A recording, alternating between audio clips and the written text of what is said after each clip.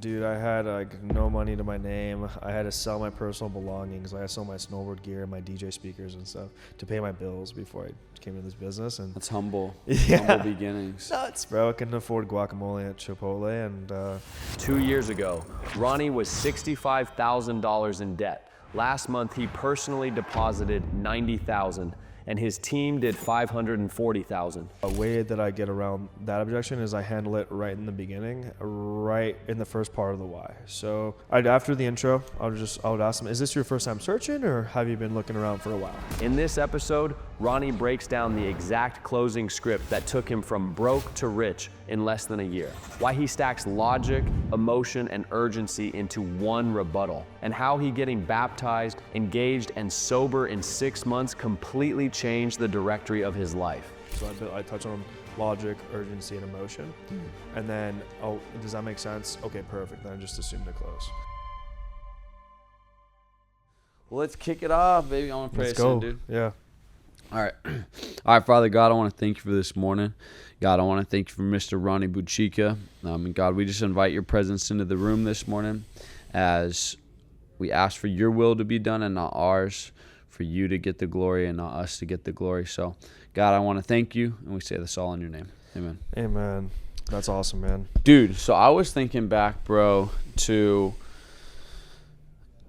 it was award ceremony, not this past year, but the year before, and they are announcing top 10 rookies. And you were top 10, and I thought you were 9 for some reason. But then they called your name. Well, 9 happened, then 8, then 7, then 6. I'm like, what the heck?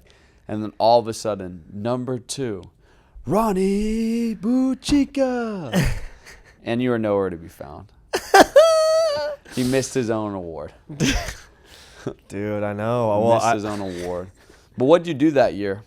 Issue paid business. I think that first year I did 455K.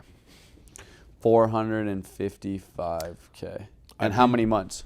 And I think I started riding, I believe in March was like, yeah, in March. So 9 months. No. Yeah, 9 or 10 months. That's gangster, dude. Yeah. Yes, That sir. is really solid, bro. I mean, 9 months, 455K. Yeah. And so if you guys are new, Hall of Fame inside of our industry and our company is 400,000 in a year, which is a huge accolade. Most people don't hit it, and you were able to do it in 9 months. So I want to stay in that and talk about Hall of Fame. Like, Yeah. was that a goal of yours? Absolutely, man. I mean, first off, well, I mean, for 2 reasons, really. Like, one, I'm just naturally competitive, and, you know, I had success in door-to-door, and I knew I was pretty good. Yeah. And so, like, coming into something like life insurance space, I just figured, like, yo, man, if all these guys, these normal, average guys, you know, with all due respect, like, across the nation, across, like, Yeah. you know, what I saw, you know, it just was guys from, like, all walks of life, like, no sales experience, construction, you name it, Yeah. like, doing well. I'm like, oh, I'm going to blow these guys out of the water, you know? That was my thought process. I was like, I want to be number 1, you know, like, I wanted to be the best Yeah. you know, at the time. So, And you yeah. were. And I pretty much was, yeah. And you got a red jacket and a rollie. Yes, sir. You got the rollie on? Yeah, that was number 2. That was Let's point see, number dude. 2, man. Yeah. So me and Ronny, if you guys are looking at the cameras, show off the rollie, show that camera. Boom. This one. Oh, this one? Let's Yeah. go. So we got the blue face, baby. Blue face. Nah, Yo. that's awesome, dude. Yeah. There's you and Mahmood are the only 2 guys that I've handed a Rolex to, and Let's go. yeah, that bet is not that bet, but that award is no longer on the table. So you guys did miss the heyday of the rollies, Yep. but it is a beautiful watch, bro, It really is, man. and really well deserved. Thanks, brother. I appreciate it. Yeah. But, yeah, that was number 2, the Rolex. I was determined. Yeah, I know. Yeah. A Rolex is always just such a fun gift. The Rolex for me, dude. I'm not a materialistic guy, and I think I've done a really good job of buying like the right material things.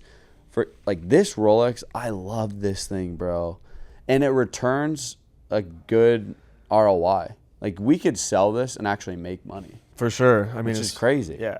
Yeah. I'm like, this is an investment on my wrist. Dude, it's a great gift and an investment, so that's nice. You know, it's not like a depreciating asset. So that is a silver lining right there. Yeah. You know, like, yeah. Yeah, I want to gift my kid when he's 18, or if he does or hits something I haven't figured out what it is, like gift him this Rolex in particular and pass it down.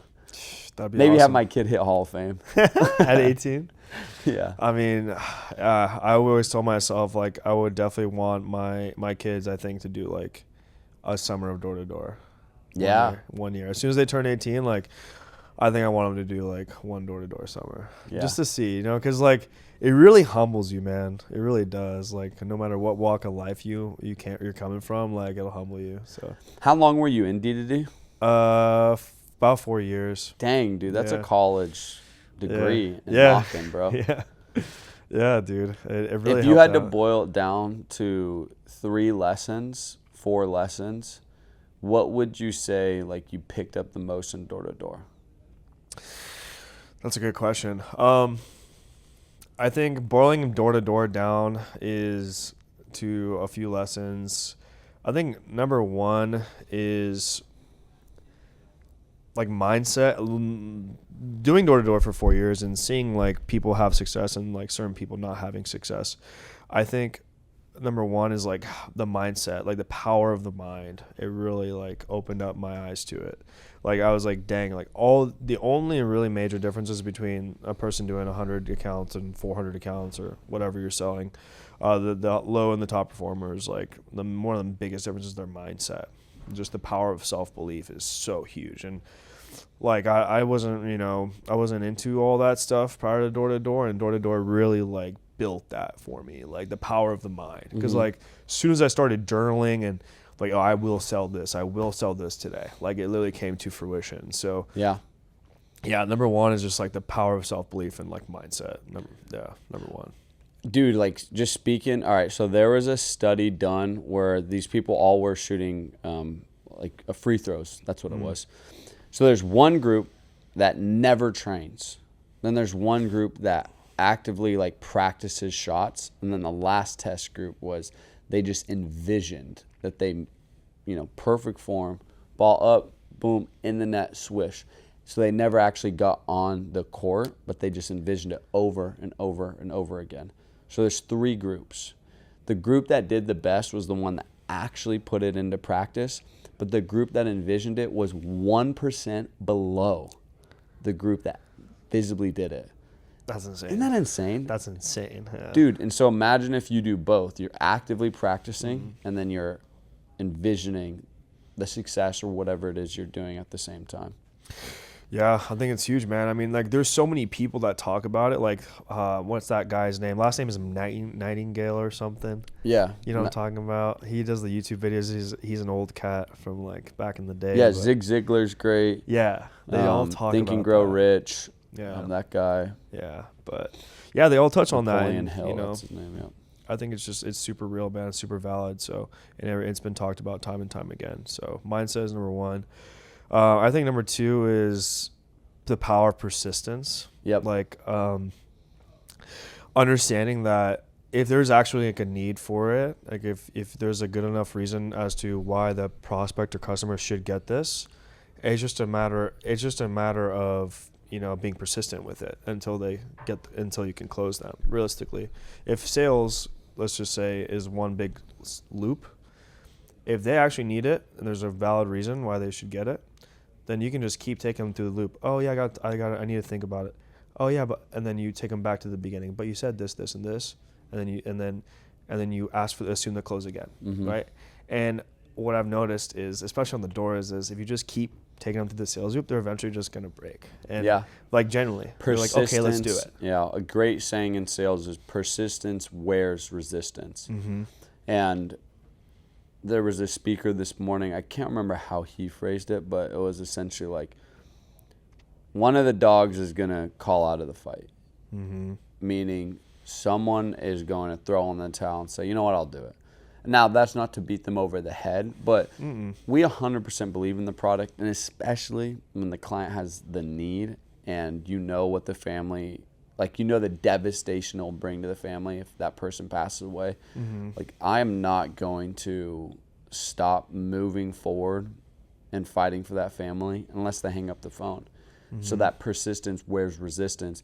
But what I've noticed with an average rep or below average is they're not willing to get uncomfortable, and they think conflict is a bad thing. But I believe conflict is one of the best things in learning how to properly communicate with people. Because, like, dude, even if me and you were to discuss politics, let's just say we had different views. If we cannot properly communicate about different topics that we don't agree on, then it's going to cause a fight. It's going to cause a war. It's going to cause a lot of harm. But if me and you can learn how to actually effectively communicate and sit down with one another, it's like then we can get somewhere with it. And I think people they're just scared, bro. Yeah, dude. I think soft hand people, man. I think you're absolutely right. I think as a society, as we develop, like you're noticing more and more into technology and stuff, I think you're noticing a bigger and bigger disconnection between like people, the average person, and like communication skills. Like people are like genuinely just communicating less in person by a large percentage. Like think about it, most things are online now. It's like people are just talking less and less in person. So I think like the disconnect of communication skills is just like so big now. Yeah. The art of communication is beautiful. Yeah. Okay, cool. So you're in D2D. What was the most amount of money that you made in door-to-door? I think I think in my 4th year was my last year. The most amount I made, I think it was like 140. Yeah. That sucks. Yeah. It took me like 4 years to get there, bro. I mean, That's just insane to me that people will knock that long. Yeah.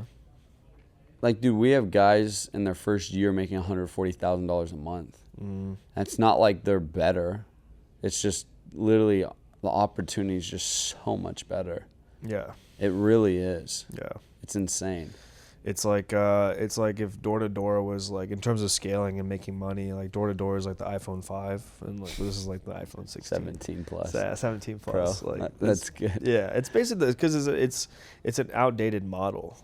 Being physically in a location, reps are assigned a physical geographic location. You're limited to X amount of people per day, per hour, and this is just a whole new way of scaling a sales organization. Like it's all virtual.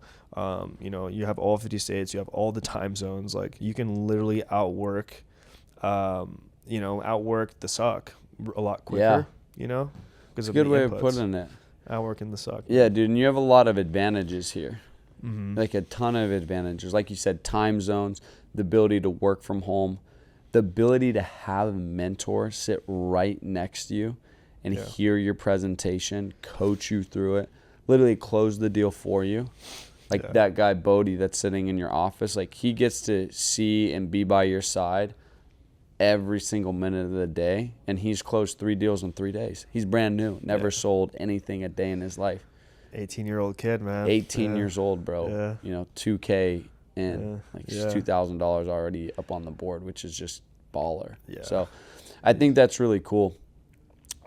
Well, dude, I want to, go through your story just overall and so people can really know you. But let's start here with some stats. So let's go through this. I asked Logan how much he benched, which is funny, but I'll ask you a fun question. So what is the thing that brings you the most peace? What's your biggest month in personal deposits?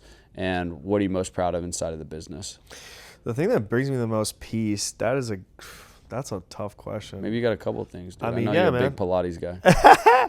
No, honestly, I love like the outdoors and like exercising, bro. Yeah. Like, I just think like hiking or going on runs, like just as simple as it is, like that stuff. Honestly, just going to the gym too. Best things in life for free, dude. Yeah, they bring me the most peace. So just not being I think during the week, life gets so chaotic and the business gets so chaotic. Like I feel like I'm always on a time crunch. That's how it feels most days.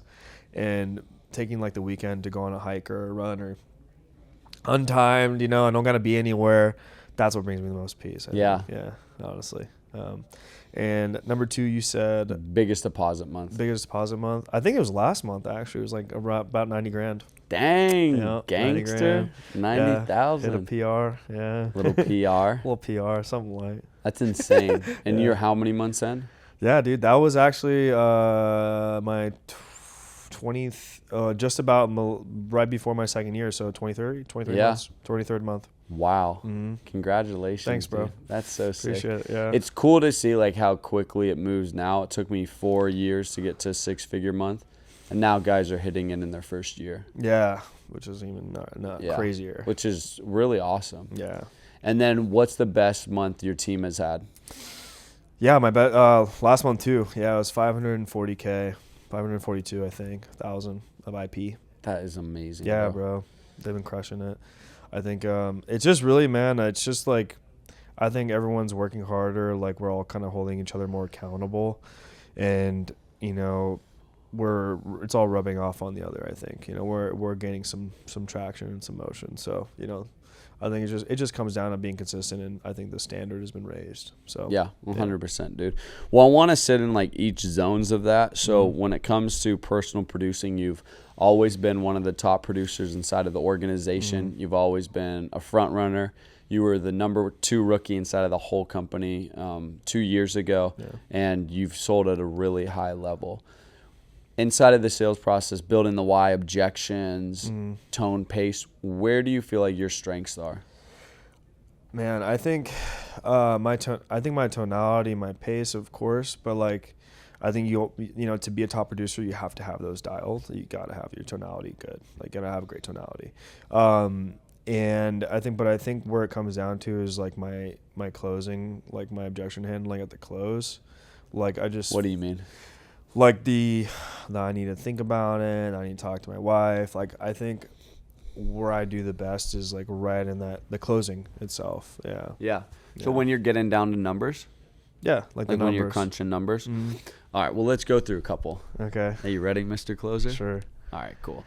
So I think the best closers I've seen pre-handle objections really well. How do you make sure that you don't receive an I need to think about it when you do present numbers? Yeah, man. What section of the presentation are you in? I'll take you through it. So like, let's get nitty gritty for these guys. So with the final expense leads, like versus like the veteran leads, the objection that you hear the most is going to be like, I'd say a lot more prominent is going to be like I'm shopping around. So way that I get around that objection is I handle it right in the beginning, in the first part of the why. So after the intro, I would ask them, is this your first time searching, or have you been looking around for a while? And then, it's my first time searching. Okay. Great, sir. And it's your first time searching? Great, sir. Well, luckily for you, sir, you know, you came to the right place, because this new process, it makes your life a whole lot easier, and it makes my job a whole lot easier. So we're actually partnered with 30 A-rated carriers through the state, and my job is just to basically just make sure that we find you the lowest rate available for the most amount of coverage, just kind of based on your age and health. Does that make sense? Yeah, that makes sense. Okay, great, sir. Because it's rather than you have to call into all 30 carriers to shop the lowest rate, it kind of does it all for you, like a one-stop shop. The way that life insurance works is super simple. It's based off age and health. So every carrier just uses an actuary table. They use an actuary table, so it's all nationally regulated. So it's like your car is low on gas. You're looking to fill up your tank, and you see a bunch of gas stations, and you know, you just want to find the best one. They're all generally within, you know, a couple cents, a couple bucks of each other. That's the same way life insurance works. Does that make sense? Yeah, that makes sense. Okay, great. And then I'll go right into the why, because that's how I've been killing the I need to shop around objection, and ever since I've been really doing that, and I took part of that from you, actually. So, yeah. And that's how, and it's been working a lot. Wow, very well. I think the more that you like thoroughly explain the procedure and like logistically how life insurance works, the more the client feels at ease, because no one wants to be sold or manipulated or misguided. But when you let them know, like, this is a state regulated thing, here are all the companies that I have access to today, and my job is to find you the cheapest rate for the most amount of coverage. I can do nothing less or nothing more than that, and my job is to fight for your approval, or excuse me, not for your approval, for the carrier's approval. So I'm going to be fighting on your behalf to make sure that you and your family are taken care of. Does that make sense? Yeah. And then the client's like, oh, dang. All right, logistically, I understand how it works. This guy is just my representative, essentially, Yeah. advocate for this company of like, hey, we should push this guy through. We should get him set up. So Yeah. I love that. Now let's actually go into the why. So let's just role play really quick. Okay. Why don't we role play all the way up into the numbers, and I'll hit you with some objections. Okay. You seem stressed. Yeah. All right. Let's go. All right, dude. Let's do it. All right. So keep going with the why. Yeah. Okay. So that makes sense. Cool. So, and a little bit of a tough question, Wiley. I mean, God forbid, when you do pass, I mean, who's going to be the main beneficiary responsible for paying for the funeral expenses and picking up all the pieces tomorrow? It would be my son. Your son? Yeah. Got it, man. And what's his name? Charlie. Charlie? Okay. Got it, brother. And does he live in the same state as you, or does he live? Yeah, he's actually up the road from me. We live like Oh. 15 minutes from each other. Oh. Yeah.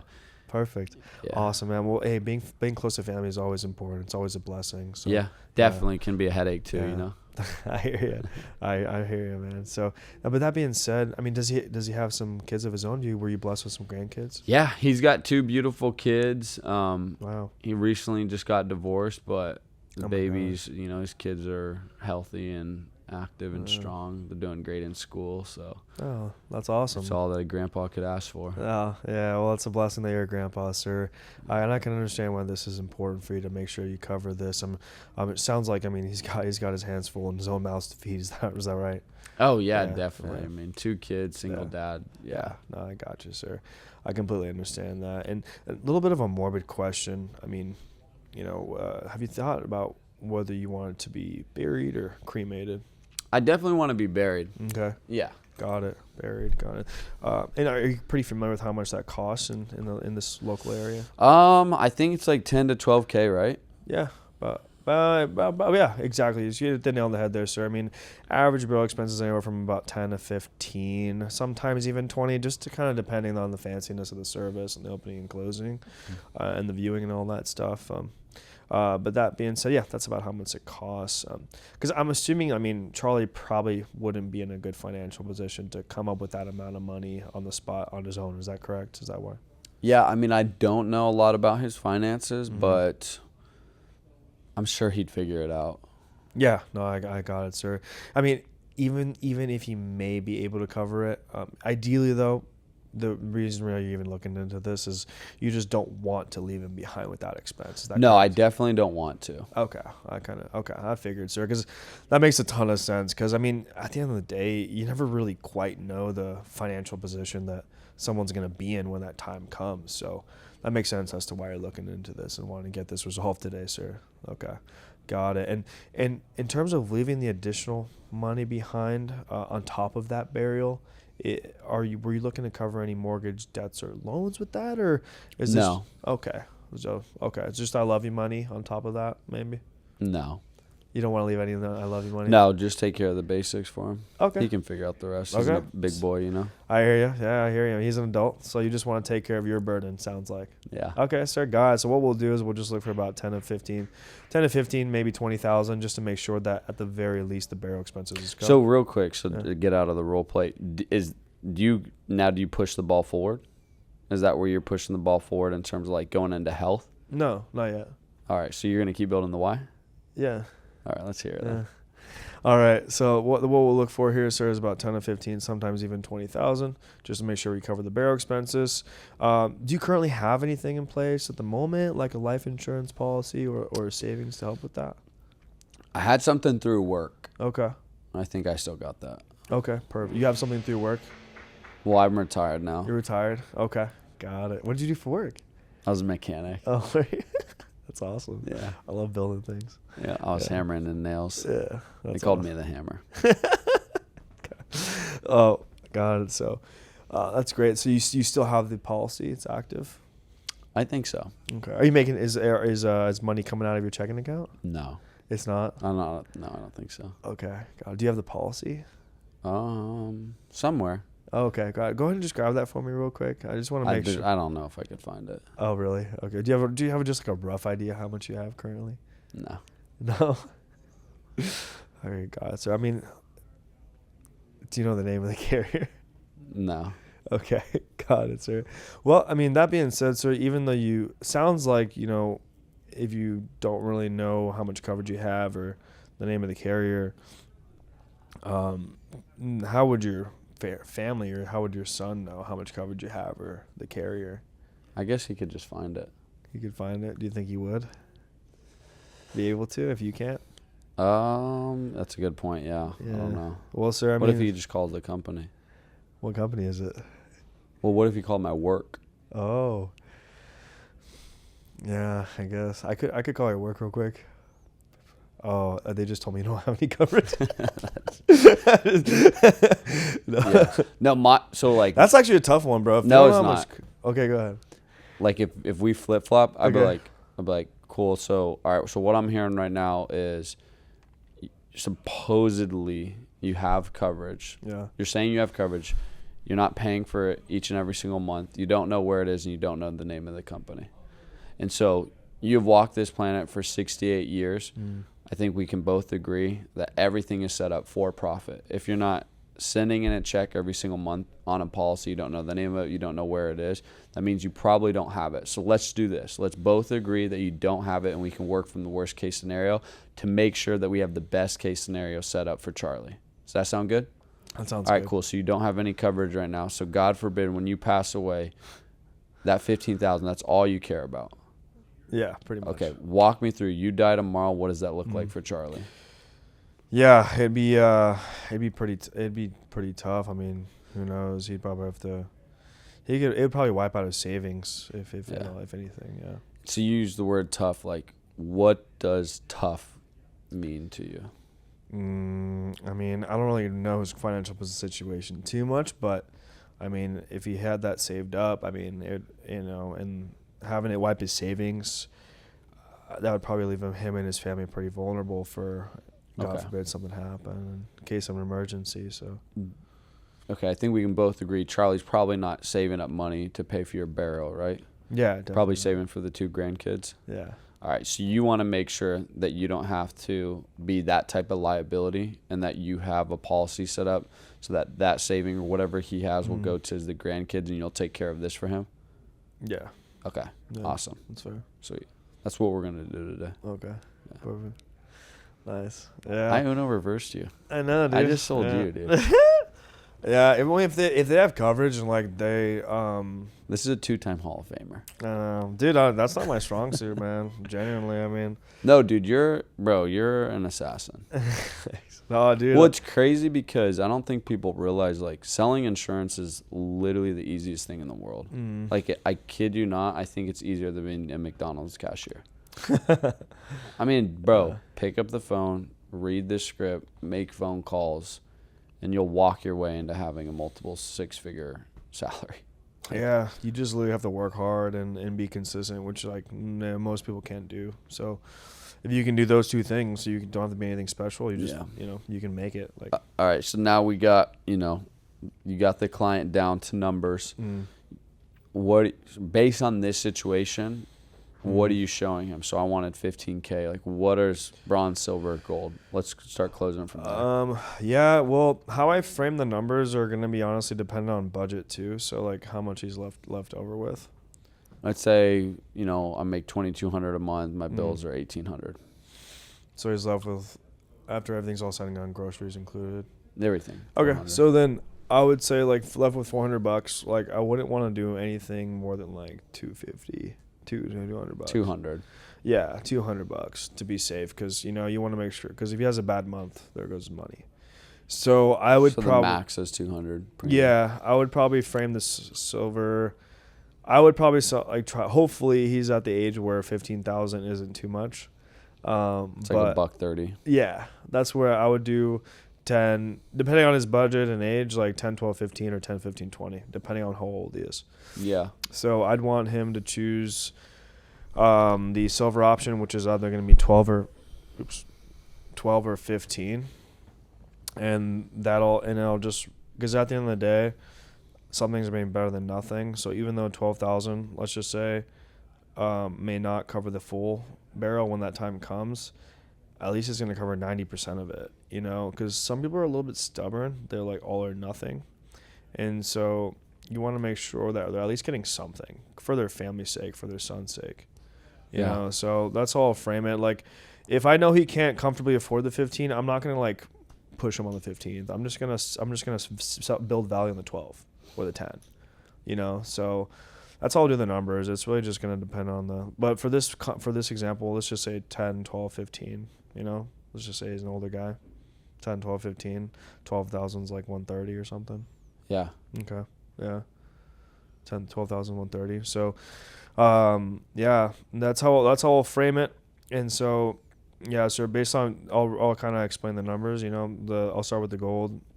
So the gold option, sir, you know, well, before I get into the numbers, I always ask the question, you know, and just out of curiosity, I mean, what's kind of been holding you back from putting something like this in place in the past? Is it just affordability, eligibility? Or? What do most people say?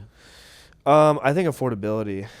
Yeah. So, yeah. Like, and so, got it. And then I would say, like, got it, sir. Well, I mean, as long as this is something affordable for you, sir, and put your family in a good position. I mean, would there be any reason why you wouldn't want to get this in place today for them? No? Okay. God, I figured so, sir. So, but based on what you told me, the system has built 3 packages of coverage here, and then I'll segue into the 3 packages. And then, you know, how big of a question is that for you of, like, what's been holding you back? I think it's especially right before you close. Yeah, because, like, after you close, like, once you've, you know, put your cards on the table, which is the numbers. Yeah. Like, their guard's automatically up. So your chances of, like, getting to the true objection have gone down. Yep. You know, so that's why you really want to get everything you can out before the numbers. Yeah. So that's why I have, like, all these, like, little sayings or, like, one-liners or something, like, throughout the script to eliminate as many objections as I can before the numbers. So in terms of, like, the why, I'll admit, like, I'm not the best at, like, building the why. Like, that was the one thing that yeah. that was my strong suit. As long as I hear something like that's good enough for me, I'll just go. Well, how do you determine what's good enough? You don't want to leave them behind with that expense, though, right? Okay, cool. That's good enough for me. You know, and I'll just use that against them. I'll battle at the end. Yeah, and I think what's important is I always said, like, you need something to stand on. Mm-hmm. Because let's say you present 10, 12, and 15K, and the client goes, I need to think about it. For me, I didn't have some fancy word track. I always agreed, and then I circled back into their why, and then I closed off of assumptiveness. That was it. So, for example, just say I need to think about it. I need to think about it. Yeah, Ronnie, I completely understand, sir. It's a really important situation. Let me just make sure I covered a couple things here. So earlier in the conversation, about like 7 minutes ago, you were telling me about Charlie. He lives right up the road from you. He just recently went through a divorce. He's got 2 beautiful kids. And sounds like he's probably been saving some money. And if you were to pass away right now, the fact is he would have to take all of his savings that he's not planning on using for this and fork that up and take that away from his 2 kids. And you told me that you did not want that to happen. Is there something that I missed? Because I'm confused. That's money, dude. Yeah. But then it's like, but literally, like, and they'll be like, what? And like, you will feel it. They usually don't talk then. They'll just be like quiet. And then you sit in that quietness and you're like, here's what we're going to do.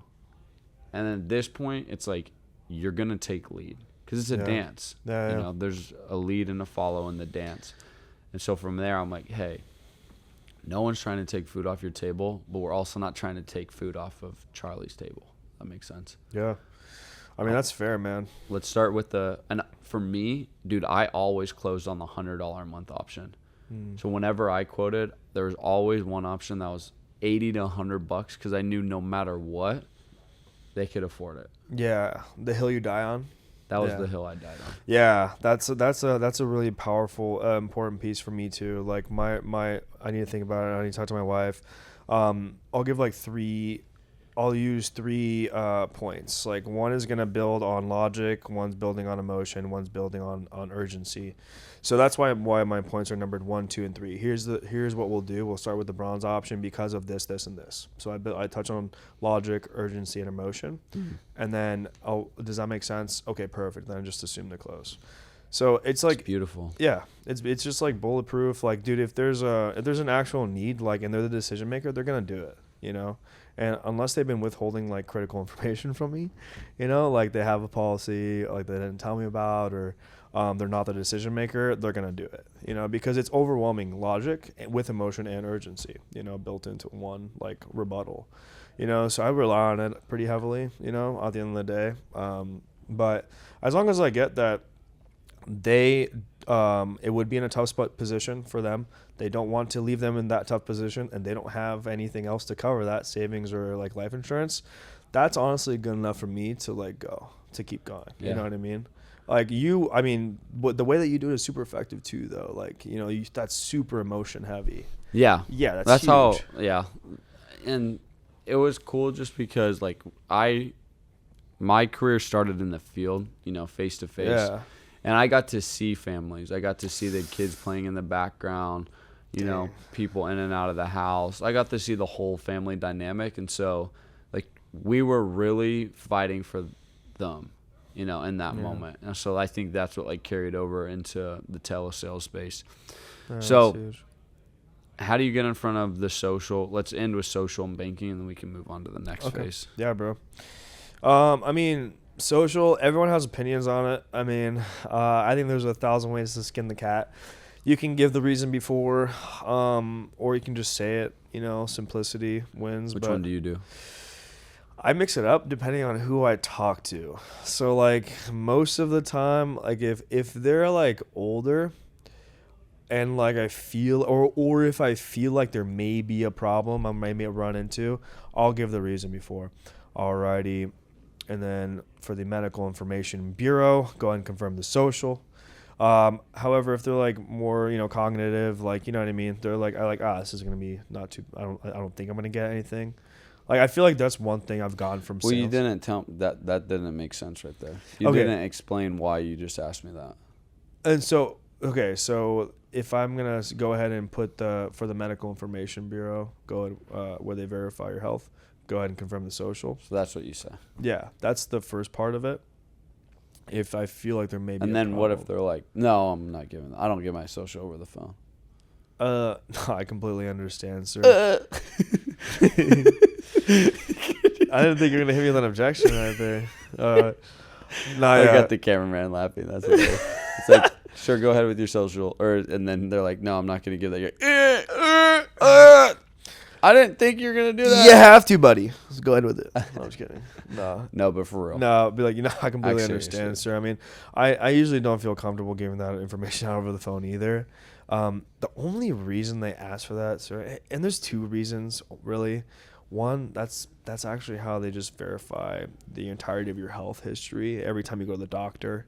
You know, it's tied to the medical information bureau, so they're gonna give you the yay or nay on that approval. And then, honestly, secondly, sir, and most importantly, that's the only thing on the death certificate to ensure the payout to Charlie, just to make sure that he gets paid out. Because there's 1,000 John Smiths, there's only one social.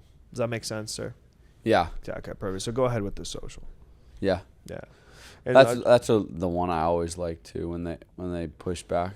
I'm like, yeah, perfect. So on the death certificate, we got to make sure that the social ties up to the same social on the policy. The policy has to tie to the social on the death certificate. So just go ahead with that number. Yeah. And like with that, the 1 and 2 points, they were like split up. I honestly just combined them, just like really hammer it in one, so I don't gotta do it, and it works, you know. So yeah. All right, and then next up, let's hit banking really quick. yeah. So, dude, I didn't get pushback a lot from banking. Me neither. I feel like these ones just come from being professional, taking lead, guiding them, and you know, giving them good recommendations. But when someone does push back and be like, "Well, why do you need my banking?" What's your first instinct? Yeah. No, you're 100% right. Like in the first 6 or 8 months, I got banking objections way more than I do now. Now it's like so once in a blue moon. But yeah. No, okay. So you hit me with the objection, got it. I completely understand, sir. I mean, I usually feel pretty timid about giving that stuff out over the phone as well.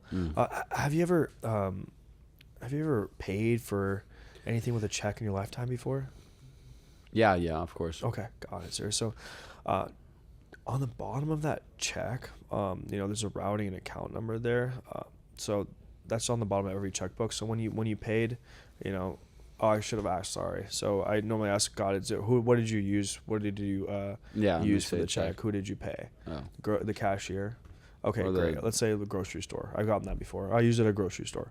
Okay, great. So if you notice there at the bottom of every check on that check that you gave that grocery store attendant, cashier, there's a routing and account number. She has that information. Just like I pay my gardener every weekend with the check, he has my information. It's completely secure. So the only thing they can do with that information is deposit money into your bank account. I'm sorry, is the only thing I can do with that information, sir, is deposit money into your bank account. And I promise you I'm not that nice. Okay, so go ahead with that. Go ahead with the account number. And typically, do you get it? Yeah, most of the time.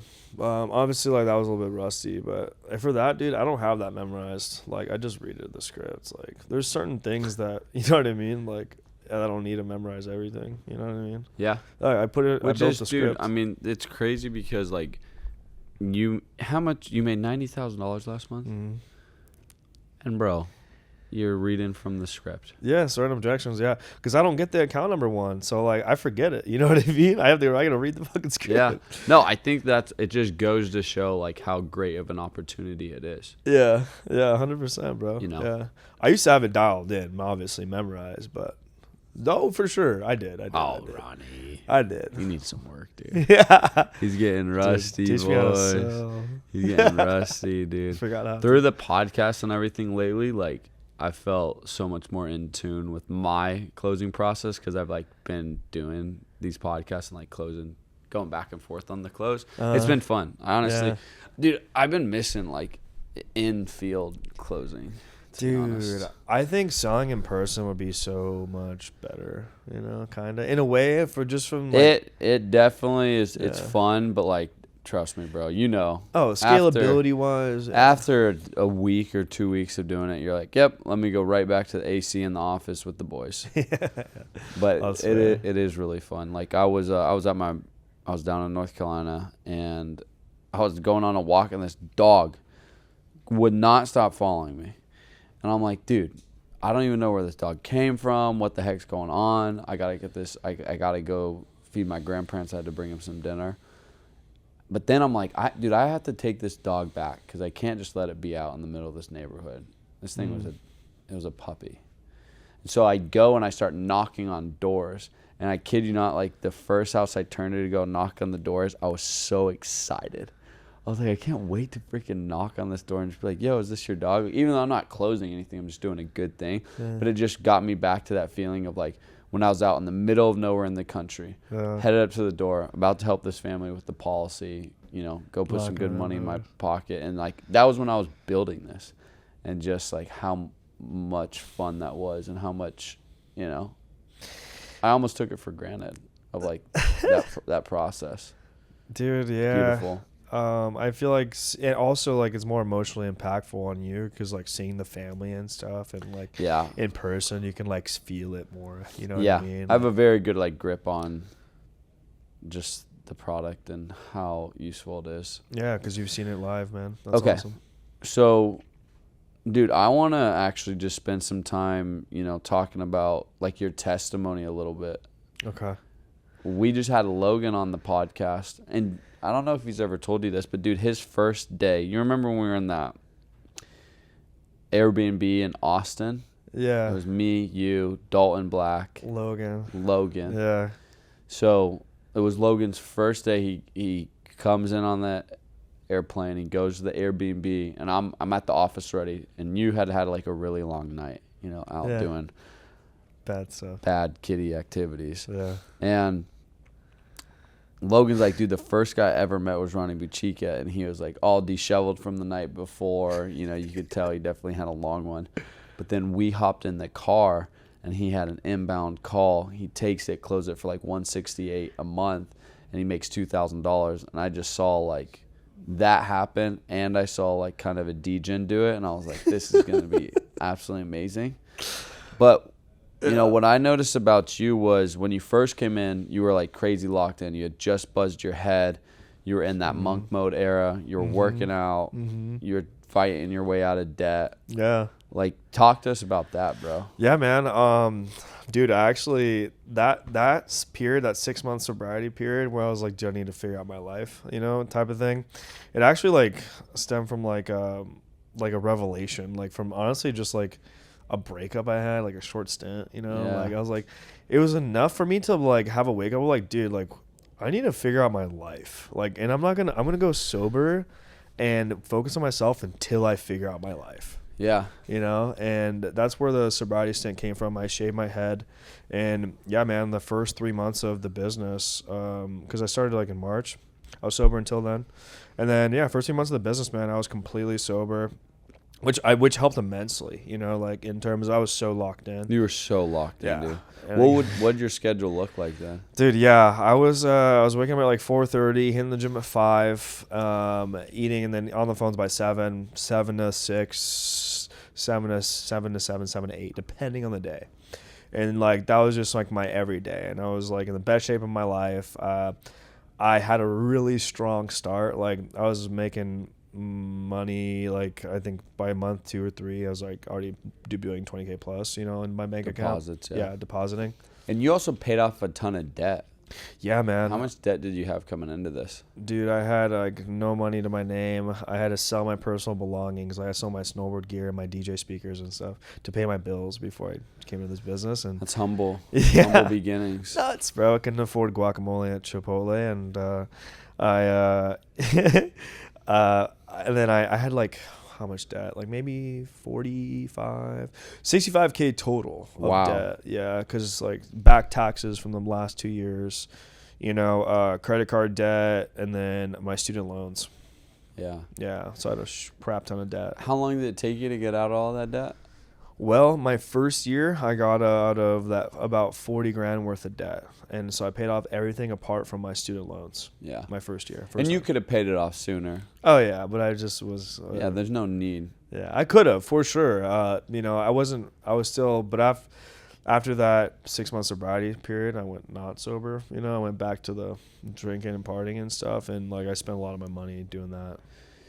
Yeah. Unfortunately. And, you were a unique character because I always called you Dennis Rodman. And if you guys know about Dennis Rodman, the harder he partied, the better he played. And that's like the Johnny Manziel too. Yeah. But Dennis always like, hey, I got to go to Vegas and get this out of me. And then he'd come back and play with the Bulls and have one of his best games ever. Yeah. But whenever he was playing, he laid it all out on the court. He gave it his all, and you could always count on him, even though outside of the court he might have been a little unreliable. Yeah. And you carried that, but like, what did that season of life teach you? Because I feel like now when I speak to you, your mentality and philosophy towards life is completely different. It is, man. What was your mentality then?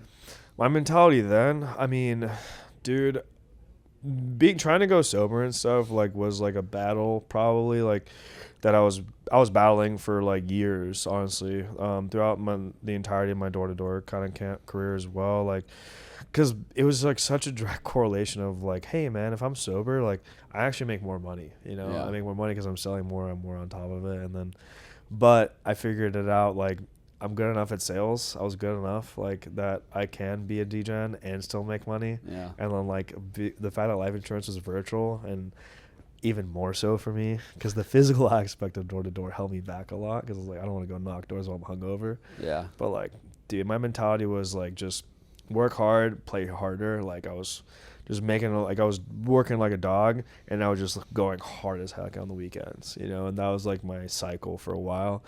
But when did you start getting tired of that? Dude, it honestly got worse, I think, over the months, like doing both. Like it was like a wear and tear on my body and my mental health, I think. And I started getting tired of it probably like after 3 or 4 months, after like 3 months of like partying, bro, like the way that I party, like it's you get pretty tired, so that's when I was like, okay, I need to get it back together. And then I just go in waves of like obedience, like / discipline, and then like partying, and then discipline and then partying. Was there a moment in particular that really was your wake-up call? There's honestly many moments, dude. I think. Yeah. Yeah. It's hard, like, cause with like addiction and stuff, like I think your brain and your thoughts get twisted. Like you start to believe. It's like a little voice in your head telling you, no, but you can do it. No, you can get away with it. It's like it's like a little devil. Demon. Yeah. Little demon on his shoulders, bro. It is a demon, dude. It is, bro. And I mean, one time I remember vividly that I missed like one of your trainings I was supposed to do because I was up, and I know you were really mad at me, and I was super, super, super disappointed in myself that I didn't do that. It was a training. Monday. It was a Monday. Yeah, yeah. And that was one of the biggest wake up calls for me. I felt like so guilty and ashamed. And just like the repetitive things like that happened, like I would miss like interviews, I'd miss appointments, like stuff like that on the weekends just because of my habits. Like you're missing your responsibilities. I was missing out on my responsibilities. My life became unmanageable. Yeah. Well, what was interesting is you poured yourself into a lot of other healthy habits though. Like you were going to the gym, you did therapy. You did a lot of things, but why didn't those work? And then what did work? Yeah, man. Even though I was like battling with my sobriety and stuff, like you're right, I was dialed in. I was going to the gym avidly. Like I was doing cold plunges, saunas. I was eating clean. The whole 9 yards. Like really emphasizing health as well. Was embodying that. And dude, like nothing was working. Like at the end of the day, I still felt really depleted. And honestly, man, it just came back to when I moved here. And I remember going on a run with Jackson Rappaport. And yeah, he invited me to church with you guys at Red Rocks. I think it was actually just me, Jackson, and Luke, and David, I think, at the time. But yeah, he went to, I remember going to church, and I was like, wow, like this church, like shout out Red Rocks, by the way. But For sure. this church really spoke to me, man. And for the first time in my life, like I felt like I was excited to go to church again. Like never really felt that before, genuinely. Yeah. I was like, no church caught me like that. What was it? I think the sense of belonging. Yeah. How they started it off, acceptance. Like, because big reason why I was like kind of turned off to religion and God and Jesus, the whole book, was because I just deep down, I felt like I wasn't good enough because I've done so much bad, like I was so much debauchery and and like, yeah, dude, I was, in fact, I would even go so far. I would even be an advocate against religion, I was like, like that's how I kind of, but it was all just me projecting like my own inner self. Like I just feel like I wasn't deserving of God's love. Like Jesus and God, they wouldn't accept me, and because of that, I was just always turned off to it. And yeah, dude, I felt the same way. Yeah. I was like all the wrong things that I've done, all the pain that I've caused, and the just the debauchery, like you said. Why would God ever love me? Yeah. And then my faith journey is a little different, but I remember one verse like really stuck out to me. It was like, God doesn't come down to save the righteous, but the sinners. And then he compares it to a doctor. It's like the sick. A doctor doesn't have any patience unless they're sick. He's like, so if you're healed and you're all great and you're all righteous, it's like, cool. He didn't come down for you, dude. He came down for the sick, the guys like us, the degens, like Jesus hung out with the prostitutes and the tax collectors, and we'd be in that circle. Yeah, which really gave me a lot of assurance around like, wow, this God really does love me, and then it started to just give me more peace that I can walk with him. Huge, bro. Yeah, that was cool. And so, all right, so you go to Red Rocks. Yeah, and the reason they always start off every single message with like, hey, we're just a place where we're just a bunch of imperfect people, chasing a perfect God, and they really touch on like the imperfections of everyone in the room, and that really stuck out with me. But yeah, moving on to that, dude, like that's what stuck out with me. That's what got me hooked. And then I heard a good message. I don't know the very first message, but I heard a good message. It got me interested and eager to come back. And I went back the next weekend, and it was like this whole sermon on like the eyes or the light of the soul, the lamp of the soul. Like the doorway to the soul. Yeah, the doorway to the soul. Something like that. Something like I remember like a lamp or something. But and he talked about how like bad porn is. Yeah. And dude, like, I was watching like porn like pretty much every night. Like I didn't think too much of it, Just thought it was like. No, and I appreciate being honest, bro, because like there are people listening that, they're going to relate to this for sure. Yeah, man. I mean, I think like all my friends at the time, I think the majority of guys like struggle with like watching porn, especially like when you were younger. Yeah. So yeah, dude, I just didn't think too much of it. And that was like a sermon on it. And I felt so convicted. This is my second time like coming back to church. I literally, from that day, I've never watched it since. No way. Yeah. From that day. Powerful message. Yeah. God bless that yeah. preacher, I was dude. like 8 months ago, whatever it was. Yeah. Yeah. Yeah, man. So, then, man. man. So you started to begin to have like this transformation of heart. Yeah, I think that was the first step, like in like conviction that I felt. Like that was the first time my ears were actually open. I would say. Yeah, like that was the first time I was open to receiving God's message, like realistically. Yeah. And because then I started attending Bible studies, and then I really found out how much like God and Jesus actually love every single one of his children. Like, It was cool, like for me to watch how like you were just showing up, even though some days I could tell you didn't want to be there, and some days you were like, I'm gonna throw this to the wayside, but you're like, you know what, I'm just gonna show up. And I feel like God did such a work in you and really honored your obedience to just getting in the right circles. Yeah. And I think that's the same that goes in anything. Like the heaviest weight in the gym is the front door. Half the battle in sales is getting in the office, because once you're here, everyone else is working around you. Like you will find yourself just working.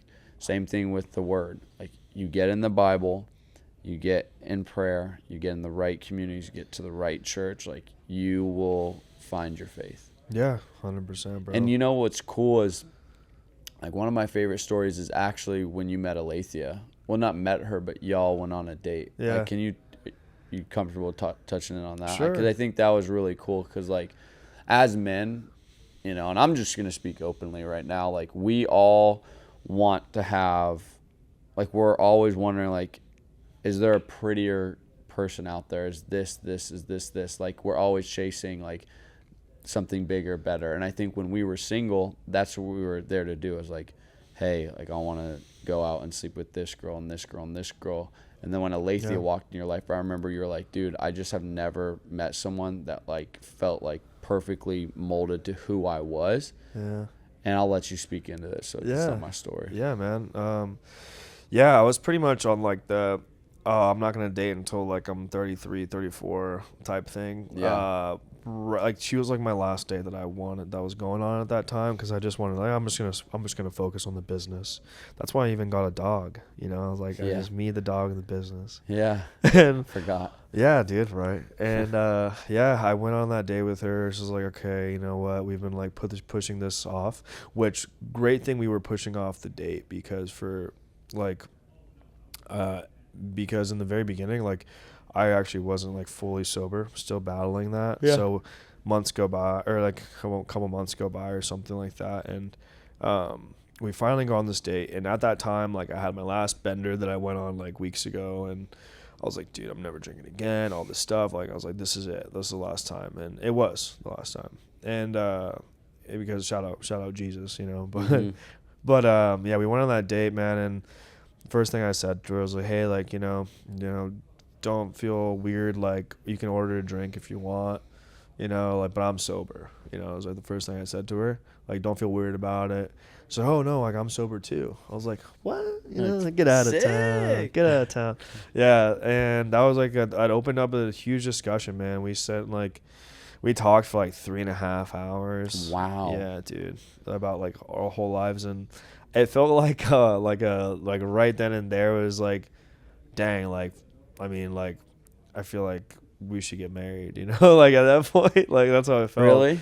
Dude, like yeah, it felt like I've never like it was such a crazy like perfect timing that it felt God sent, you know? Yeah. Genuinely. And something I prayed about like multiple times, you know, before like asking her to, you know, be my wife and stuff. But Yeah, dude, I think one of the coolest things that you shared with me, like about your all's relationship, is you're like, it felt like when I started to walk with God, like when Alethea came into your life, that you said, like, God showed me how much more he had for me if I was willing to follow him. And he showed that through Alethea. yeah. Like, what a freaking, like, honor. Like, especially for Alethea, like, her also just being obedient to God and, like, surrendering to his will and really being, like, a light for you in the beginning of your walk of, like, hey, this is what our life could look like without her even knowing this is going to be her future husband. Bro, it just generally felt so God sent. Like I was new on this path.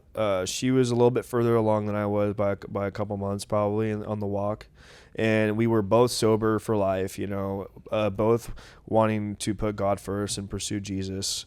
We both happened to just kind of align at the exact same time, you know? Yeah. And so, yeah, you're like exactly right. What I said earlier, it's like how I felt was like God showed me like this potential life, like this future with her, like this sober future, you know, loving God. Yeah. And I felt like I caught a glimpse of that. And like, hey, Ronny, like this is God. I felt like this was God telling me, hey, Ronny, this is what it could be like if you stop drinking. Yeah. You know, if you pursue me and you find me and you stop drinking. If you can give these things up. Yeah. If you submit to me, like this is what your life could be like.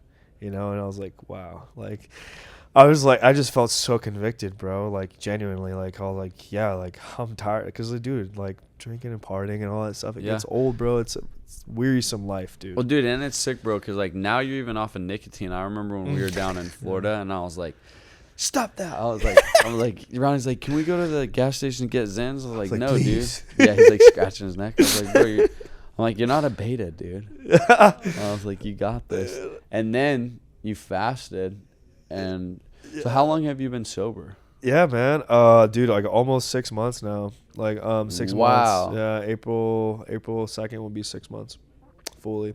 April 2nd will be 6 months. Yes, sir. Because October 1st or 2nd was the last time I drank. So November, December, October. March 31st is the last time, or end of March, whatever that day is, the last time I drank. That's huge. You're coming up on 1 year, bro. Yeah, dude. Let's go. I Yeah. And with the nicotine, bro, I mean, I prayed to God about that too. Like, Jesus really helped me out with like the addiction because it's like he just completely changed my heart around it, you know? Yeah, And yeah. nicotine, I mean, I prayed on it too because that was a hard one. So hard. Oh my god. Dude, I've been doing nicotine for 13 years consistently, bro. You know what I mean? So just me going cold turkey like that after the fast and stuff, like, was huge. Like, I think the fast helped a lot with that. Yeah, fasting has been one of 3 days. my best friends. Yeah. Like, especially because I always say, if you can't fast from it, then you're a slave to it. Mm-hmm. And whatever you're a slave to, that means it's your master. Because you're a 100%. slave. You're a slave to the Zen, boy. I was, bro. I was a Zen's little bitch, bro. Yeah. Like, I would do anything for a little white pouch. Dude, I was hooked, man. I was really, really hooked, No, dude, I bro. mean, bro, look, I was there, dude. I was a slave to it, too. But yeah, like, even the other day, I just felt like there's some things in my life that I was just like, man, like, I don't want to give these up. I don't want to give these up. And God's like, dude, whatever you obey, like, it sounds like you're a slave to it. And I was like, And so I was like, all right, time to fast. Hit a 3-day fast, and now I feel good. Yeah, no, 100%. My dad always told me that actually. He's big on the addictions. Like, whatever you're dependent on, you're a slave to. Like, he was preaching that to me all the time. But and then again to all that addiction stuff. So it's pretty funny. But what has life been like since then? Since the addictions, since like me. No, just I mean you obviously got encountered by the Lord. Oh, since then. Yeah. Dude, it's been I feel like a new person, honestly. Like a lot of like my old, I've disassociated. Like, I felt like when I got baptized, man, like genuinely, like the old me like died, you know. Really? Like, genuinely, yeah, bro. 'Cause, That like, day? Yeah, when you were part of me getting baptized. Yeah, You yeah. baptized me, dude. So That's so cool because, like, Yeah. in Romans 6, it talks about us being dead to sin. mm-hmm. And it really, for me, it's like past, present, and future sin has been nailed up on the same cross that Jesus died on. Yeah. So everything that we have done in our past, everything that we do today, and everything in the future, that book of debt has been nailed up on the cross. Mm-hmm. And like learning how to walk in that freedom. You know, it's like when you were dunked in that water, that was the same as Jesus dying. And when you come out, you know, when he rose the third day, like that's the representation of you coming out of the water. Like, it's such a beautiful freaking thing, dude. Yeah. And it's cool because my baptism personally, I didn't feel like that. I got baptized in the fire like 2 years ago. What's like randomly, like the Holy Spirit just in the middle of my kitchen just went crazy on me. I felt like I was in a washing machine with God. And that's like when I really felt like grabbed. But I've encountered the Holy Spirit like plenty of times in my life. But my baptism wasn't like this huge like thing for me. Yeah. But it's cool that you completely feel different since then. Yeah, man. It was just like I felt like something entered my heart, you know, like genuinely. And when I closed my eyes, I feel like I saw like a light when I went in the water. Are you serious? Yeah. Wow. Yeah. I never Yeah. got to hear that. Yeah. Well, dude, I remember praying in that moment. And Dude, you were spitting. I felt like You were amazing, man. Dude, you should feel like you were so good, bro. I really was like really feeling the Spirit then. That was and amazing. I was honestly like, dude, let's freaking let's go. Yeah. But we were on a time crunch. I know, but you were speaking so fast, but so clearly and so powerfully, bro. Like if you always like, you almost made me cry. You know, I was close too. dude. Yeah, I like, really was. very It was powerful. crazy. Like I had this whole image of you, like your whole journey. Oh, that's It was that's wild. crazy. Yeah. It was really cool, dude. It was an honor to baptize you, man. That was a really special day. It was an honor. And it's cool, like, just this community, like, now what we're seeing inside of the office, like that young man, Bodie, Yeah. and, like, what he was just sharing. So we're just right before this podcast, guys. I go in to grab Ronny. I'm like, yo, let's do this podcast. And there's this young guy, 18 years old, sitting there. And he's like, dude, like, I love this company. Like, I love Ronny. Like, he's such a good influence. Like, I love the fact that he's getting married. He's a man of God. I can be myself. I feel like this was a great compliment. He's like, I feel like I could take my mom and dad in here. I feel like I could take my grandparents in here. He's like, this place is just amazing. But I was smiling because when he said, like, you're a good influence, I was like, wow. Genuinely. And not to be like an asshole, but, dude, I was the kid growing up where parents were like, do not hang out with Wiley. You're not allowed at his dad's apartment. Like, don't go over there. He is bad news.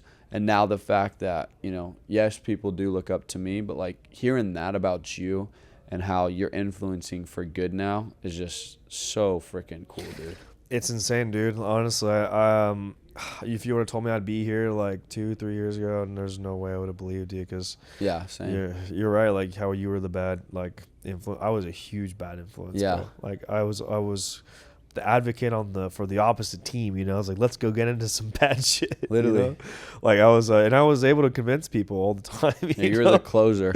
Yeah, like let's go party, man. That's been the best thing ever. Yeah. You know, and like, dude, it was just that was just the other side working through me. You know, it was like it's like I'm so glad like I have like I basically like switched teams. You know, that's how I feel. You know, like I was doing so much bad. Now I'm trying to do so much good. You know? You're a soldier for Christ. Soldier for Christ, bro. It's It's just just so- side, baby. Let's go. Yeah, let's go, bro. No, that's fire, man. Yeah.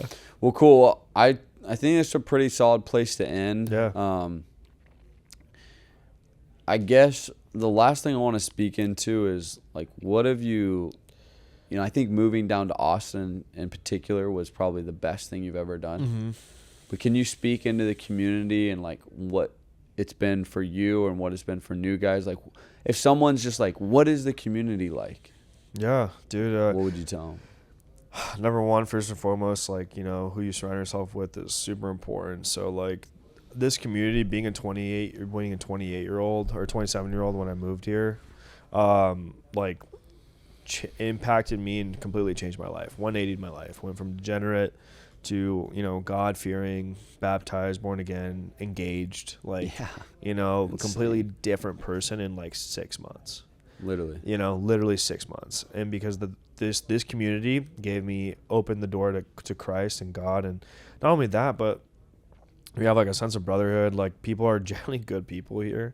Like, they're like, people have good heads on their shoulders. They're not trying to screw anyone over at the end of the day. You know, like, we all got each other's back. And there's a sense of honesty and just like positivity, you know. I think, and that's gonna really bring the right people up. Like, if you're the right person, you come on board, you know, that's gonna lift you up higher than you can imagine. Yeah, no, dude, 100%, bro. All right, 2026 goals. Maybe some goals have changed. Where do you see yourself? Are you focused on your personal pen this year? Not really. Okay. Where do you see?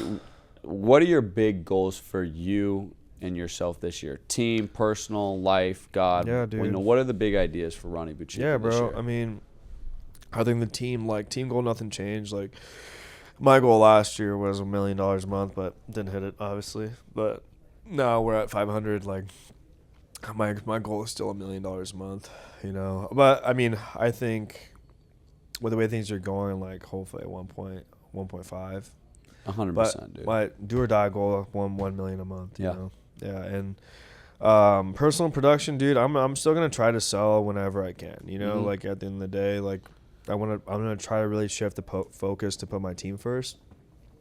Like, I'm gonna pour more into people, the people that deserve it. You know, say the least. But so that'll take time away from the phone. So I don't know. Maybe I'm gonna try to hit Hall of Fame. We'll see. That's my goal.